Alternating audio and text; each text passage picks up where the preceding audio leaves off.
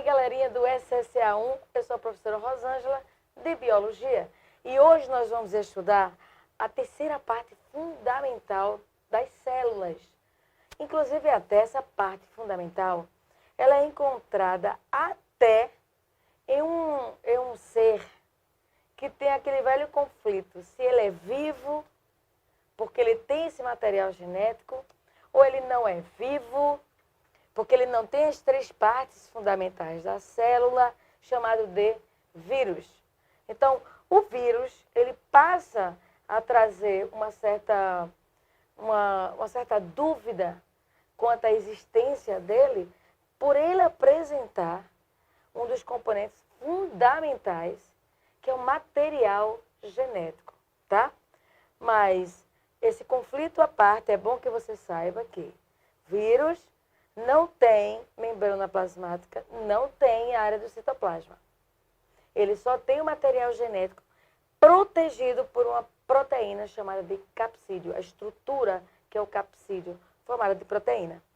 Agora, quando a gente analisa células, até mesmo o ser mais simples, chamado de bactéria ou reino Monera, tem um material genético. E esse material genético, ele não está com ele não tem a mesma composição que o material genético das nossas células.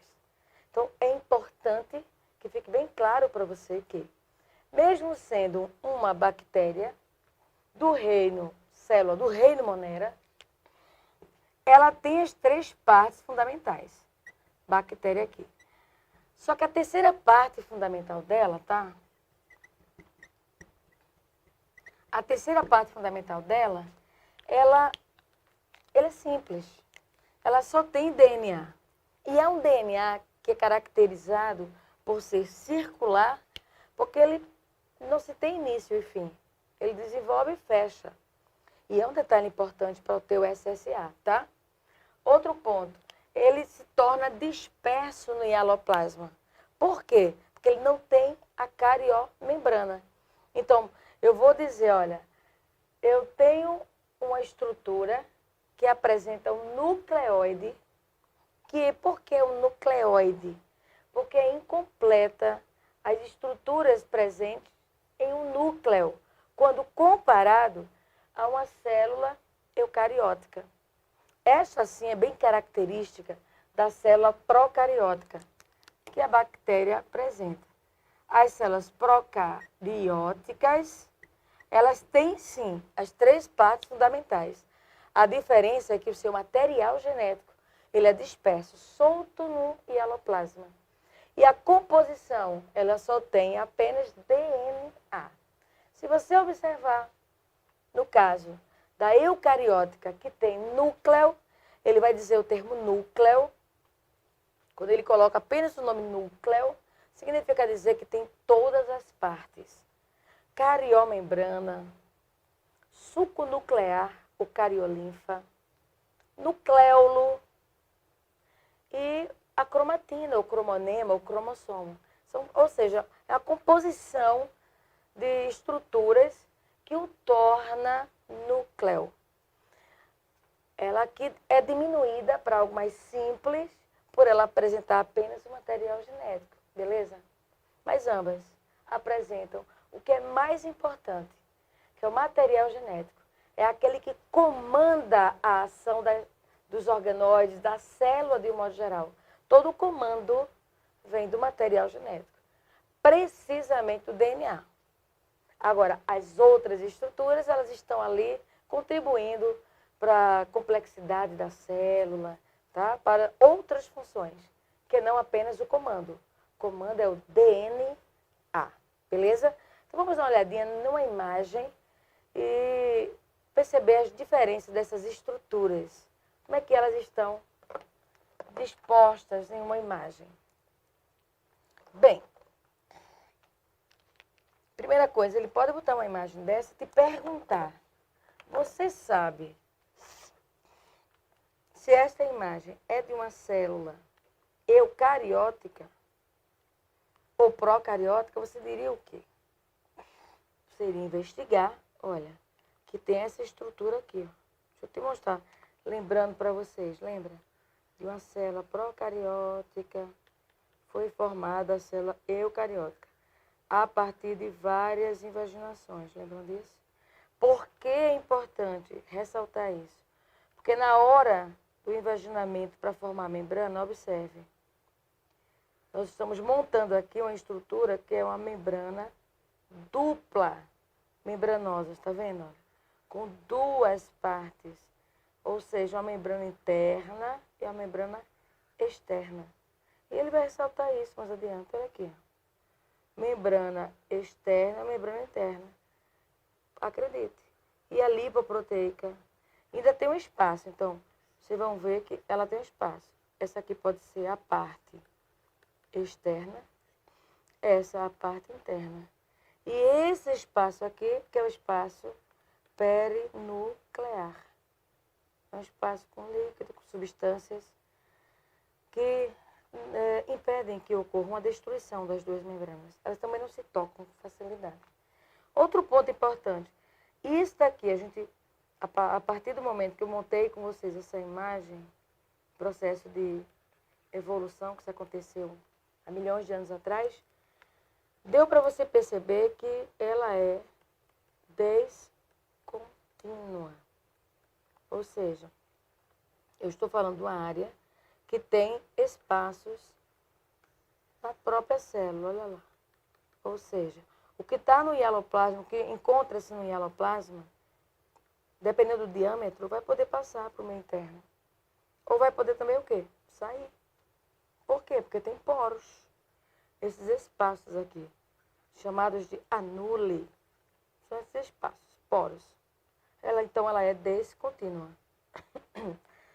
Enfim, cariomembrana carioteca, foi o que eu acabei de falar, olha aqui. Nucleoplasma é o líquido. Um líquido que transita com a parte interna e a parte externa. Só que quando ele está aqui dentro, ele é chamado de carioplasma. Carioplasma, nucleoplasma, carioplasma. Olha quanto sinônimo. Suco nuclear,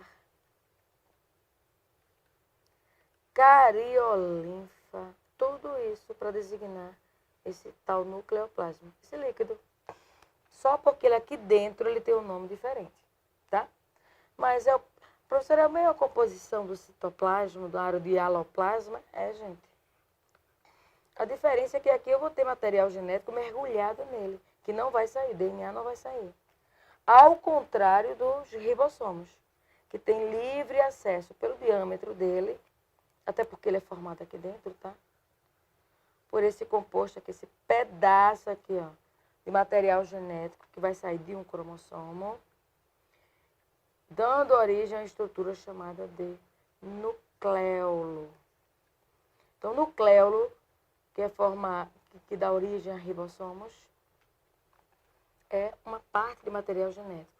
É uma estrutura não membranosa, tá? Olha aqui, nucleolo. E é ele que vai formar os ribossomos. Então, ribossomos são formados aqui dentro e perfeitamente saem para aderir-se a retículo endoplasmático ou ficar solto no hialoplasma, beleza? Agora, deixa eu trazer um outro ponto. Qual é a função dessa área? Produzir DNA e RNA, mas um dos pontos primordiais dele, não esquece, ele é o comandante, ele comanda a célula. Tudo que estiver errado, ele percebe, tá? Vamos trabalhar a cromatina. Agora eu preciso que você venha dar uma olhadinha aqui no quadro, porque essa cromatina, ela vai mudar de nome, de acordo com o seu aspecto, acredita? Bem, eu estou falando do DNA, que vai mudar de nome, de acordo com o seu aspecto. Olha só. É como se eu estivesse falando de um cabelo liso, que eu posso usar o babyliss e fazer ele cacheado. E posso pegar um cabelo totalmente cacheado e dar uma chapinha e esticar ele.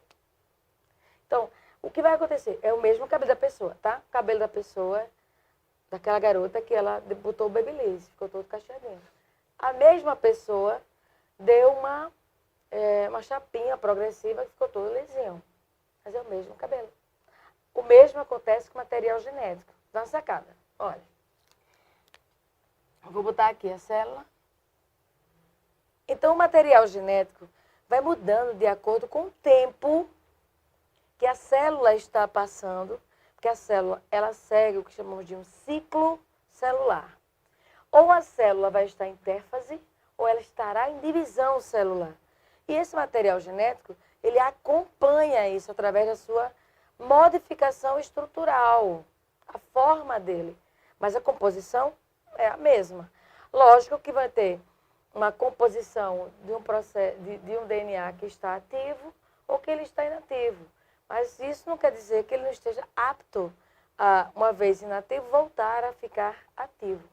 Então, dá uma olhadinha aqui. O material genético está assim, ó. Coloquei ele aqui, vou tirar ele dali, tá?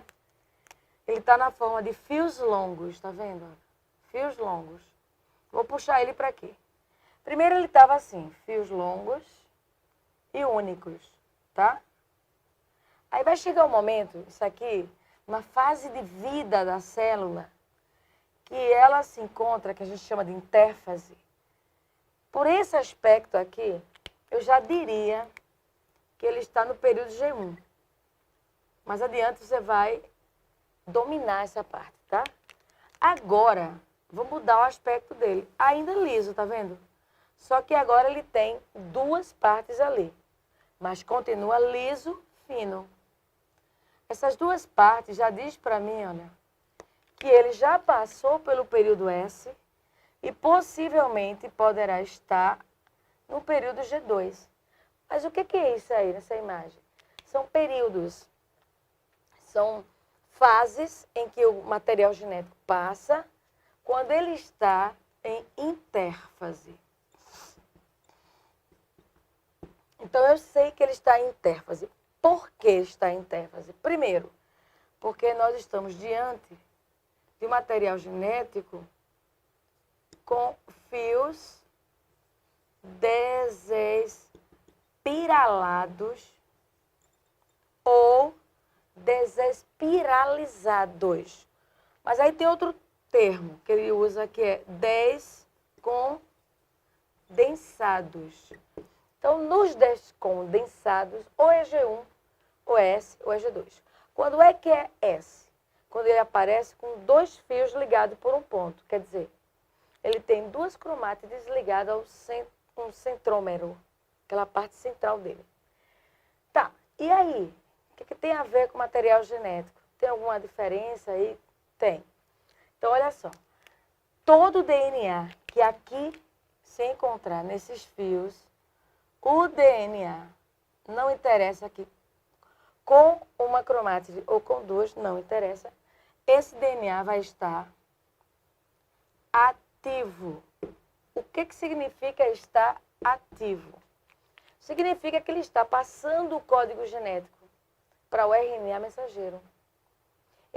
O RNA mensageiro vai carregar esse código para o citoplasma para entrar naquele processo, tá, de tradução. Então, se ele está ativo, ele está transcrevendo o código. Ele transcreve o código, ele entra em duplicação. Enfim, ele está ativo, está trabalhando, funcionando. Tá? E o RNA acompanha, também permanecerá ativo nesse momento aqui. Momento de intérfase, RNA, síntese proteica, sim.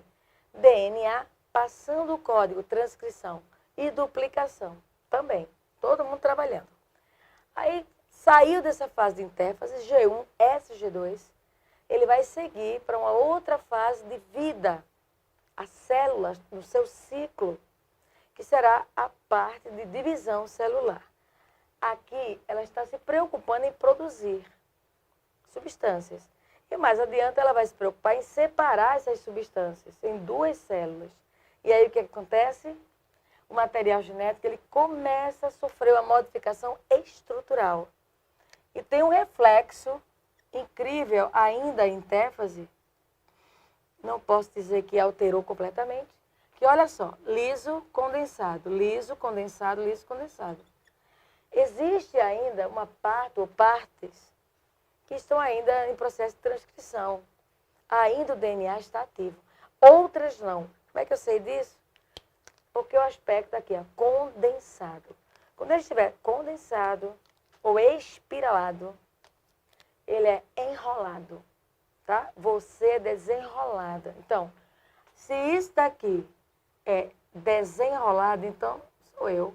Eu, cromatina. Desenrolado. Ou seja, DNA ativo, muito ativo.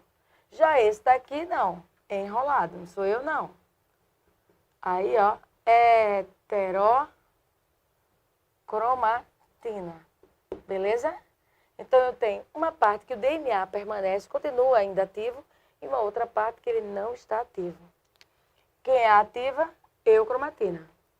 DNA ativo. Heterocromatina, o DNA já encontra-se inativo. Somente naquela parte ali, tá? E aí vamos concluir essa inativação, ou seja, ele vai chegar agora ao período de divisão celular, e aí todas as estruturas dele vão se tornar totalmente condensadas. Vamos botar ele aqui. Totalmente condensado, olha. Espiralado ou espiralizado. O que isso vai acarretar para a gente? Nós estamos diante de um cromossomo, já mudou o nome, porque antes, todo esse aspecto aqui, desespiralado, isso aqui seria chamado, gente, de a tal cromatina que vocês costumam ler. E às vezes não entende porque mudam os nomes. É por isso aqui. Totalmente desespiralizado, cromatina.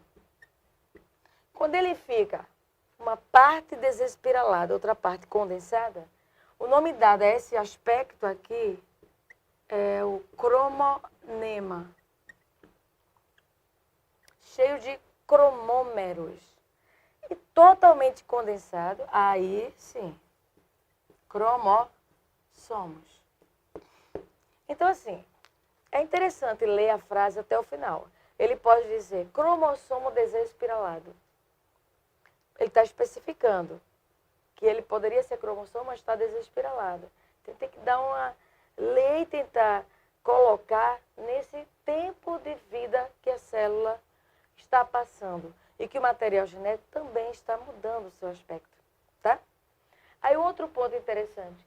Veja, nesse momento que ele está espiralando, fica evidente aqui as partes que compõem um cromossomo. Normalmente, você não vê o cromossomo assim todo enroladinho, tá? Vê desse jeito aqui, ó. Já vê ele separadinho aqui, assim, ó. Dessa forminha, nem mostra que está condensado. Você que tem que subentender que lá eu vou encontrar o DNA e o aspecto dele será todo condensado, porque ele está inativo. A princípio está tranquilo. A preocupação da célula no seu ciclo celular, nesse momento, é somente dividir tudo que ela produziu, tá? Olhando para o cromossomo, 3 pontos. Primeiro, o nome dado a tudo isso aqui é chamado de cromátide. Então, esse cromossomo tem uma cromátide. Mas, professora, ele não já duplicou? Ah, verdade. Se passou pelo período S, duplicaram-se as cromátides. Então, eu já tenho aqui uma outra duplicação de cromátides. Então, eu passarei a ter um cromossomo com 2 cromátides. E por que eu sei que isso é somente um cromossomo? Porque eu observei que ele só tem um único centrômero. Então, cromossomo com uma cromátide ou um cromossomo com 2 cromátides. E o que é que eu observo nele? Que ele tem uma parte que eu vou chamar de braços. E nesse aspecto aqui ele tem 2 braços, essas 2 partes. E essa parte interna aqui, que é um centrômero. Centrômero. Beleza? Então, na área do centrômero, vale a pena ressaltar, vai ter uma estrutura que, se ela quiser botar uma questão com bastante detalhe, então ele vai estar assim, ó. Uma cromátide, outra cromátide, tá? As duas aqui. Aí olha o detalhe aqui do nosso centrômero, com a lente de aumento. Tem essa estrutura aqui que a gente chama, não fique assustado, mas é cinetócoro. Então eu tenho cinetócoro, que são hastes de proteína que partem do centrômero. Para quê? Porque eu já sei que o cromossomo ele é formado para o momento da divisão celular. Então essa parte aqui é justamente para se prender a ela os fusos na hora que os cromossomos serão separados, beleza? Então, você observa que o material genético é o mesmo, só o aspecto dele que foi alterando, e nesse processo de alteração, ele está lá simbolizando que o DNA está ativo ou não está ativo, está inativo. Vamos dar uma olhadinha nas imagens do nosso PowerPoint? Como é que pode aparecer isso? Olha, está revendo aqui com essa imagem a formação, olha, da nossa carioteca, né? Carioteca, membrana nuclear, ou simplesmente cariomembrana, tá? Que é o termo mais recente. Então, olha só, mais uma vez, num aspecto mais detalhista, olha, como eu tinha falado, membrana interna e externa e esse espaço perinuclear. Observe que a membrana ela é lipoproteica, olha, camada dupla de fosfolipídio aqui, ó. Beleza? E esse aqui é o espaço perinuclear, não há um toque. E essa microfilmagem enfatiza aqui a presença dos poros. Os poros que a gente chama de anule. É o nome dos poros, beleza? Vamos pro próximo. Olha aqui, é o que eu estava te mostrando anteriormente, te dizendo que, numa intimidade com relação a essa estrutura, se ele já está condensado, eu já posso chamar ele de cromossomos. E ele está começando aqui a desenrolar, olha, mostrando estruturas, esses bolinhos aqui, ó, que são chamados de nucleossomos. Já cai várias vezes nas questões da UPE. O que é um nucleossomo, gente? Vai ser o tal RNA mais DNA mais proteínas histonas. DNA mais as proteínas histonas. Que são, na verdade, proteínas genéticas, tá? Tudo isso será chamado de nucleossomos. Isso em 4 aglomeradozinhos. Esses 4 pontinhos aqui, ó. E a proteína é que vai juntar essas estruturas junto. Ali, ó, aglomerando, juntando. Histonas que são as proteínas e aqui o DNA. A fitinha só do material genético. Beleza? Então, olha lá. E, como eu mostrei anteriormente, lá está o nosso cromossomo. E só que essa imagem aqui, deixa eu fazer ela aqui separadinho. Então, aqui, ó. Um braço, um centrômero, outro braço, né? 2 braços, um centrômero. Mas eu posso dizer que tudo isso aqui é chamado de cromátide? Sim. Porque quando passa pelo período S, ó, duplicou. Então, eu passei agora a ter cromátides. Mas é só um cromossomo? Só um cromossomo. Por que só um cromossomo? Porque eu observo que só tem um centrômero. Que é esse aqui, do meio. Então é bom. Para você sacar que centrômero é o que diz, só tem um cromossomo ou 2. Então, olha, vamos ver os tipos de cromossomos? Olha, veja a imagem aqui bonitinha. Essa daqui, né? E eu vou montar aqui para vocês observarem como foi que ela foi construída. Olha. Pronto. Vamos supor que esse centrômero esteja aqui nessa linha. Veja que é o centrômero que está se deslocando. E que está gerando, para isso, um encurtamento, uma desproporcionalidade nos braços, tá vendo? Braços curtos, olha. E até um que só tem um braço. Então, veja só, quem se deslocou, na verdade, foi o centrômero. E deu essa desproporcionalidade dos braços. Inclusive, até, desculpe, um cromossomo sem um braço, só tem uma, tá vendo? Quando esse centrômero, olha ele aqui, com seus cinetócoros, encontra-se no meio, eu vou chamar ele de metacêntrico.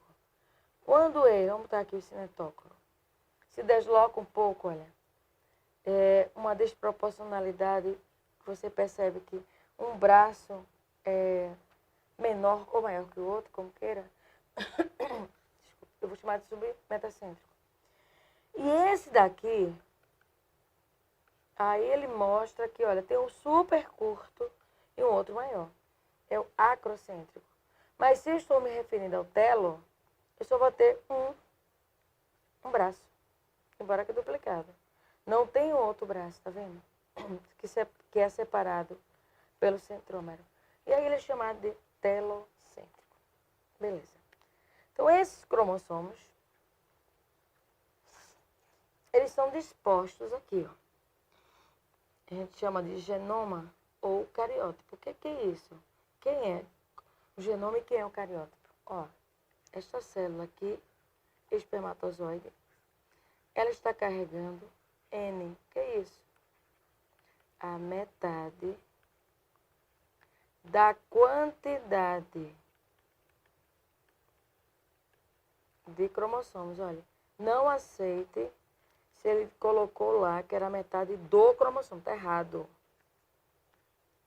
Quantidade. Para ser considerado genoma, é a metade da quantidade de cromossomos de uma espécie. De uma espécie, tá? Então, no caso, ela tem N. Também pode ser identificada como células haploides, tá? Tanto o espermatozoide, como outro exemplo, que também é haploide, as células sexuais femininas. Pode ser o ovócito 2, o ovócito 1, que vamos ver na gametogênese, ou simplesmente o óvulo.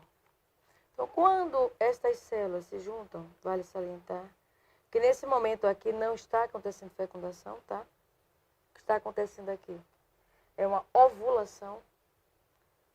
Será considerado fecundação quando a célula masculina fundir-se à célula feminina. Ou seja, quando eu tenho N mais N juntos. A própria fusão já caracterizará isso para mim como uma célula considerada agora 2N. A nossa célula 2N é chamada de célula diploide. O que é uma célula diploide? Uma célula 2N.